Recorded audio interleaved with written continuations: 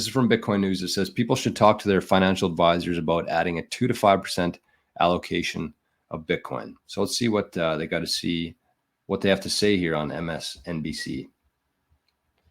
Carrying them, or it would have been a lot easier.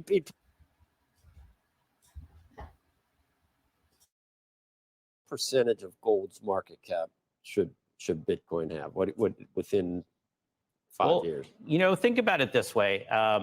When you look at the price of Bitcoin, look at the denominator, look at USD. So I'd rather really think about the USD part of Bitcoin over USD than comparing it to gold, because when you look at what gold's valued at, it's over USD. So it's the same. It's the same idea. It's just I think when think about what you think about the dollar and think about what you want to replace it with. Gold in its physical form is hard to move around. That's what I mean.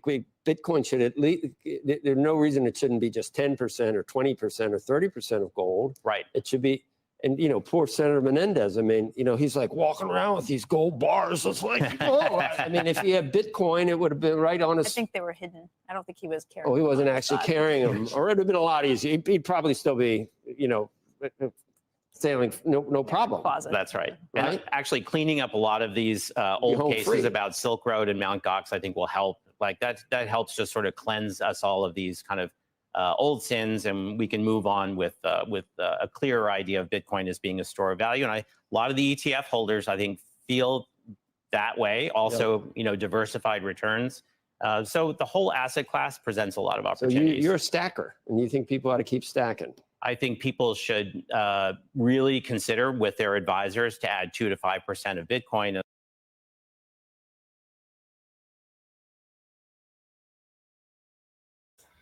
You think like this is the kind of stuff that's on news nowadays. And I mean, it's good that it's there, because a couple of years ago, they wouldn't have been saying that. And that's part of the reason why YouTube's taken so long to really catch any sort of steam with mainstream adoption, is because these bozos on TV. So it's good to see. But at the same time, you think you should have 2% allocation to Bitcoin right now? That's what you're suggesting. And even for me, when I started this channel, when I started doing daily shows about 7 months or 8 months ago now, wow.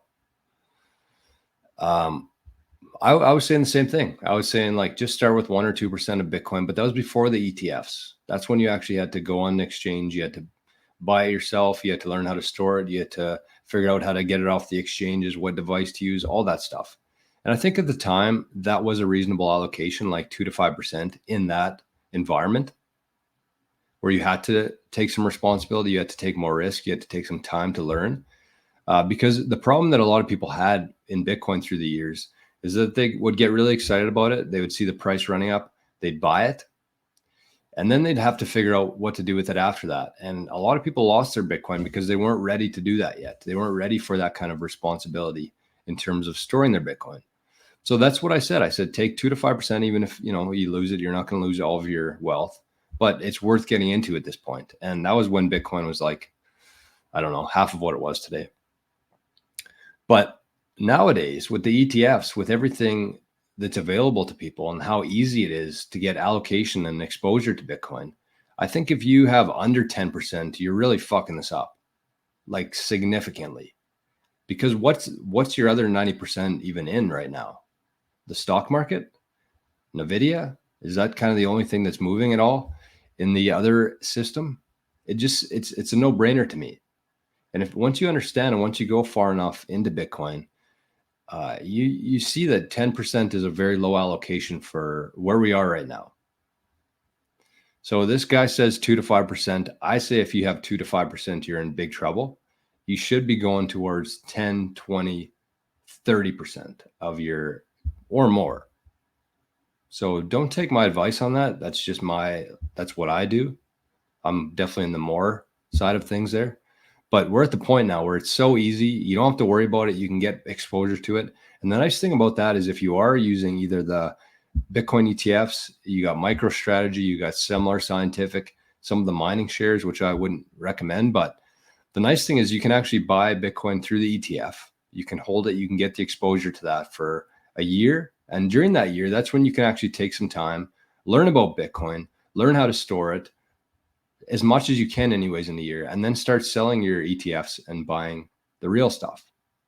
So the first choice obviously is Bitcoin in self-custody, but I think that these ETFs are a really good transition, really good starting point for a lot of people to get into Bitcoin.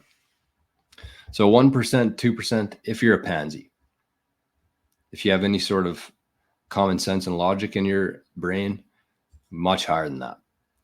Nenju says, today I made a spreadsheet to document my journey in Bitcoin, and I called it Bitcoin Journey in your honor. Right on. What are you documenting there? Prices and stuff, or your total sats?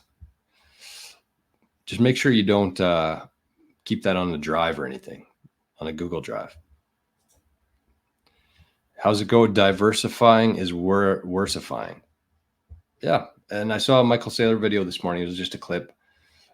But he said nobody ever got wealthy diversifying before. Nobody. And I think of it the same as like nobody got wealthy working a job, like working a 9-to-5 job. If you want to be different, if you want to be in like the 5% of people versus everybody else, you have to do things differently. So if you understand Bitcoin, if you understand where this whole thing's going, you don't want to be diversifying. You want to be putting every single ounce of energy and capital you have into this thing to really see the benefits of it in the future. And instead of, I mean, if you're working a 9-to-5 job right now, you don't want to just walk out this afternoon and start taking up Bitcoin full time.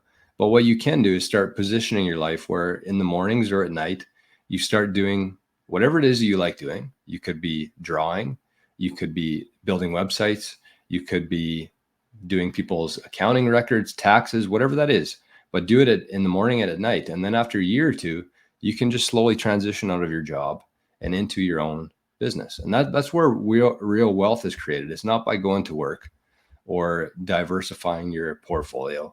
It's by having conviction on what you want to do, doing it, putting in the effort and the work to do it, and then allocating your capital and your energy into something you're sure about, something that's going to hold your purchasing power through the years.